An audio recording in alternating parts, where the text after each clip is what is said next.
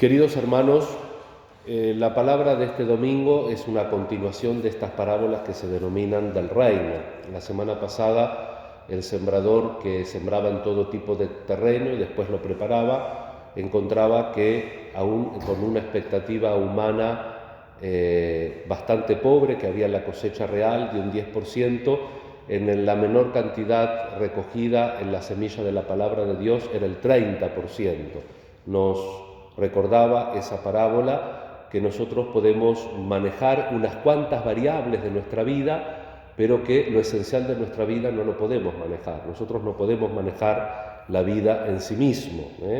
Hemos prolongado con un poquito de libertades la cuarentena y el presidente ha dicho nuevamente esta idea que es correcta. Sin vida no hay libertad. Ojalá que la apliquen en todos los sentidos, también en el aborto, pero es un variable, la vida, que la gente no la podemos.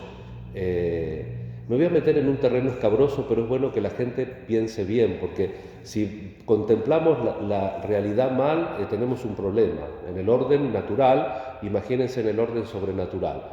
Desapareció hace un tiempo un muchacho, ahora desapareció otro. Yo me enteré ayer, vivo en un tupper, pero bueno. Pero digo, volví a ver el cartelito que vi en la otra ocasión, que aparezca, exigimos que aparezca con vida fulanito. Y si está muerto, ¿qué hacemos? ¿Qué hacemos si está muerto? ¿Podemos nosotros hacerlo aparecer con vida? ¿Nos damos cuenta de lo que estamos pidiendo como individuos o como sociedad? Hay variables que no las podemos manejar nosotros, y ese era el mensaje fuerte de la palabra de Dios del domingo pasado. Este domingo, como nosotros somos personas adultas, pensemos como pensemos, que tenemos derecho, porque para eso hay libertad, y la libertad es mientras uno no le haga daño a nadie, es pensar libremente. Cada uno tiene derecho a tener sus sensibilidades políticas, no pasa nada, está todo bien. Pero nos damos cuenta todos, la sensibilidad que tengamos, que existe un mal. ¿Por qué? Porque el trasfondo de la cizaña y el trigo hace pensar, como nosotros muchas veces pensamos, que hay buenos y que hay malos. Y entonces siempre el punto O, el punto de observación, cuando uno dice hay buenos y hay malos, ¿dónde se pone el punto O? En los buenos. Si yo digo hay buenos y malos, ¿dónde me pongo yo? No sé si hicieron ese ejercicio de pensamiento, ¿no? Entonces, este es el primer problema, que encasillamos, y no es el mensaje de Jesús, porque como nos dice Dei Verbum en el Concilio Vaticano II, en el documento sobre la palabra de Dios, Dei Verbum número 4, Jesús enseña con las palabras, pero con su vida, con su gesto, toda su vida, cuando se sienta, cuando duerme en la barca, cuando come, cuando escribe en la tierra, cuando sana, cuando se enoja, cuando desparrama todo el templo. Todo es una parábola en Jesús. Jesús enseña, toda su vida es una enseñanza. Imagínense ustedes la parábola del Señor Jesús cuando adelante de los fariseos, que tenían prohibido estar con gente ignorante. El fariseo no podía hablar con gente ignorante, lo tenía prohibido por la ley. Y cuando ven que Jesús no solo habla con gente ignorante porque se maneja en el pueblo, sino que come con publicanos, que eran pecadores por antonomasia, habla tranquilamente con la mujer, la que le da el agua, con prostituta, sienta en su mesa un traidor y lo tiene hasta el último minuto. Judas. Imagínense si eso no es una parábola. Y entonces, ¿qué nos enseña Jesús con esta parábola?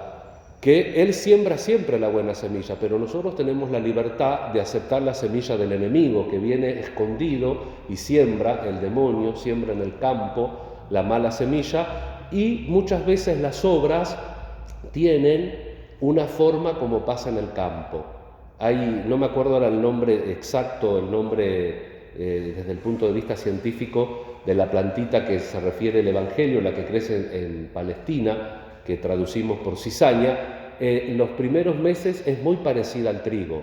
Tenés que tener un ojo súper clínico para darte cuenta cuál es.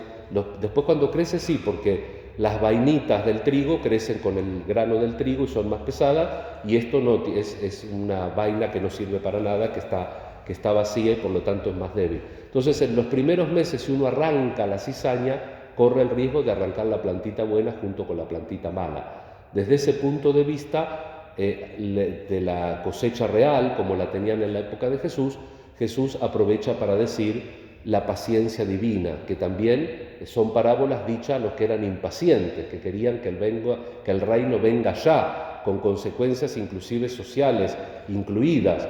Y entonces Jesús, hay que tener paciencia y hay que dejar hasta el último momento. En el último momento, después al final los discípulos preguntan, los cosechadores son los ángeles, por eso tiene un horizonte, tiene una perspectiva escatológica, que los que estudian el tema de las parábolas podría decir, primero, las parábolas vivieron en la tradición oral, en la iglesia, en el ámbito donde nació la palabra de Dios, que es la iglesia. Y esa palabra de Dios tiene un sentido original, que es el de Jesús, y es el que fundamentalmente en este ciclo A me he propuesto comunicar para no marear la perdiz, porque digamos, cada vez que tomo un ciclo litúrgico trato de seguir un hilo para no marear a los que van tratando de seguir lo que voy diciendo, que ya es muy difícil, hay que tener ganas de seguir lo que voy diciendo. Entonces voy tratando primero de poner sobre la mesa el sentido original. El sentido original de la parábola del domingo pasado es que la palabra de Dios siempre es eficaz y mucho más de lo que nosotros podemos esperar. Y el significado de las parábolas de hoy es que el reino de Dios crece desde la libertad y Dios en este mundo da una tregua para todos. Y entonces nosotros no tenemos que sentirnos del equipo de los buenos que tenemos que pasarnos el día arrancando cizañas. La única manera de que arranquemos cizaña es ser fermento en la masa, que la gente viendo nuestras buenas obras, como dice en otro lugar del Evangelio, glorifiquen al Padre que está en el cielo, que coincide precisamente con la terminación de este Evangelio. Entonces los justos resplandecerán como el sol en el reino del Padre. Basileia en griego, que es una palabra muy precisa y que ya nos da idea de que estos textos fueron madurados, meditados y proclamados en la iglesia naciente con Pentecostés. Entonces tenemos esa responsabilidad nosotros de tener paciencia y termino con esto, usando también el punto de partida del ejemplo tan práctico que dio Jesús de lo que pasaba en la cosecha de su tiempo y que a nosotros no nos cuesta tanto entender, como se parecen tanto a veces las plantitas, eso nos da pie para que hagamos esta reflexión. A veces se parecen las obras o las cosas que elegimos bastante al camino del bien, pero eso tiene que estar desde dentro también, como la semillita de mostaza, que es pequeña y que se hace un gran arbusto. Cuando nosotros buscamos a Dios, cuando nosotros buscamos al otro, tenemos que ir deshaciendo de nosotros mismos determinadas cosas que molestan, el egoísmo. Tenemos que pensar también con un criterio y con una mirada de Dios, no solamente desde nuestro punto de vista y de nuestra necesidad. Y todo eso hace que a veces tengamos buenos deseos en general, pero que no escojamos siempre el camino más acertado, que a veces, como dice Jesús, es el camino estrecho, porque ancho y espacioso es el camino que lleva a la ruina, dice Jesús, y estrecho es el camino que lleva a la salvación, y pocos van por él. ¿Por qué? Porque hay que sufrir como el mismo Jesús nos enseñó, porque detrás de la parábola del sembrado, de la semilla, está la idea del crecimiento. Por un lado, la idea de que yo no controlo el crecimiento, no puedo controlar la vida. La puedo en un rapto de locura quitar. Me puedo quitar la vida yo y le puedo quitar la vida al otro, pero nunca la puedo devolver, no la puedo controlar. Y por otro lado, el crecimiento implica muchas veces sufrimiento, como también la Biblia a veces utiliza esta imagen, los dolores de parto, el hecho de cuando nosotros pasamos, vieron que el adolescente tiene una crisis, la crisis de los 40 o de los 50 o de los más o menos, porque ahora está todo desfasado, hay determinadas crisis. La idea cuando uno se convence, yo recuerdo haber leído Il Giornale dell'Anima, el diario del alma del Papa Juan XXIII, y él entonces un día entre los 40 y los 50 años dice que se miró al espejo y se dio cuenta que estaba envejeciendo, porque él por dentro se sentía bárbaro, pero se dio cuenta que la biología sigue un curso. Y eso es un sufrimiento, no es un sufrimiento, es poner la vida en perspectiva, como cuando uno tiene una limitación, una enfermedad. ¿Quién te dijo a vos que vas a vivir 3000 años? Nadie, sabés que vamos a morir. El COVID, nos tenemos que cuidar por nosotros, pero son circunstancias propias de la biología. No tenemos una biología apta contra todo riesgo y perenne. tenemos una biología que es muy fragilita. Y entonces, para gloria de Dios, vieron que inclusive Jesús lo dice, cuando los discípulos un poco supersticiosamente dicen, ¿y este nació ciego porque pecó él o sus padres?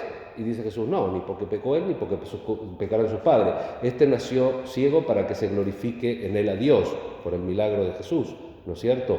O por determinadas circunstancias que la vida nos hacen descubrir por dónde va el canal. Estas parábolas tienen una riqueza infinita, podríamos estar horas desmenuzando, porque realmente los simbolismos que pone Jesús para aquellos que no quieren ser sordos, recuerden que no hay peor sordo que el que no quiere oír, el que tenga oídos que oiga, el que tiene oídos y quiere oír puede aprender mucho de estas parábolas, de lo que es Jesús, de lo que fue Jesús, lo que es Jesús para nuestra vida y de lo que tenemos que seguir nosotros siguiendo ese camino. No podemos controlar, tenemos que ser en gran cantidad de harina, un poquito de levadura.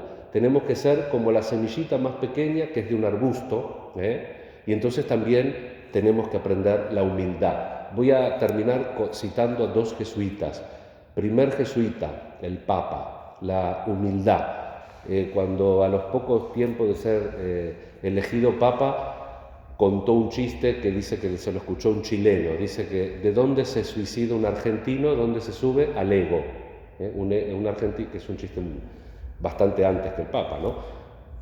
Como diciendo que los argentinos nos mandamos a la parte. Y ya otro jesuita, un gran escritor, junto con Borges, Sábato y demás de nuestra Argentina, Leopoldo Lugones, todos esos grandes escritores que tuvimos, poco silenciados, yo creo que simplemente porque es cura, porque en él se puede encontrar todo tipo de pensamiento, todo tipo de lenguaje argentino, tiene una cantidad impresionante de literatura, que es el padre Leonardo Castellani. Y entonces el padre Leonardo Castellani dice, los argentinos somos como el ombú, que nos creemos un árbol grande, pero somos un arbusto, somos un yuyo. Entonces, en el fondo creo, no solo los argentinos, la naturaleza humana tiene que aprender de la humildad, tiene que aprender de la humildad de la semilla, que aún teniendo dentro de sí lo más grande que nadie puede controlar, salvo Dios, que es la vida, depende de muchos factores, dependemos de los otros aunque no queramos, dependemos de la tierra, dependemos del viento, del riego, dependemos de muchos factores, y eso es la humildad.